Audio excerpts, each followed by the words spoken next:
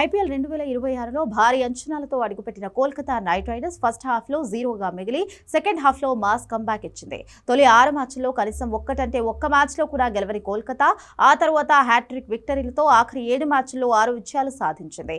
ఇప్పుడు ఏకంగా play offs రేస్లో అడుగుపెట్టేందుకు ఉన్వీడ్లిరుతోంది.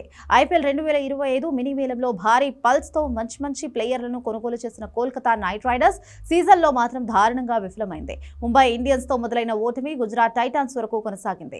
తొలి 6 మ్యాచ్ల్లో ఒక్క మ్యాచ్లోనూ విజయం సాధించలేదు. పంజాబ్తో మ్యాచ్ రద్దు కావడంతో లక్కీగా 1 పాయింట్ దక్కింది. అయితే విజయం కోసం ఎంతో స్ట్రగుల్ పడిన కేకేఆర్కు ఈ సీజన్లో తన 7వ మ్యాచ్లో రాజస్థాన్ రాయల్స్ పై తొలి విజయం దక్కింది. అక్కడి నుంచి కేకేఆర్ వెనుదిరిగి చూసుకోలేదు.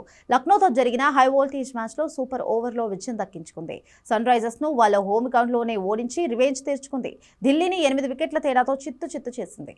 మధ్యలో ఓడిపోయిన ఆర్సీబీ ఆ తర్వాత వెంటనే గుజరాత్ ముంబైపై గ్రాండ్ విక్టరీ సాధించింది. సీజన్ ఫస్ట్ హాఫ్లో పాయింట్స్ టేబుల్లో అట్టడుగు స్థానంలో నిలిచిన కోల్కతా నైట్ రైడర్స్ ఇప్పుడు ఏకంగా ప్లే ఆఫ్స్ రేస్కు దూసుకొచ్చింది. ప్రస్తుతం 13 మ్యాచ్లు ఆడిన కోల్కతా నైట్ రైడర్స్ 6 విజయాలతో 13 పాయింట్లు సాధించింది. పాయింట్ల పట్టికలో 6వ స్థానానికి ఎగబాకింది. కేకేఆర్ తన చివరి మ్యాచ్లో ఢిల్లీ క్యాపిటల్స్ పై భారీ విజయం సాధిస్తే ప్లే ఆఫ్స్కు అవకాశం ఉంటుంది.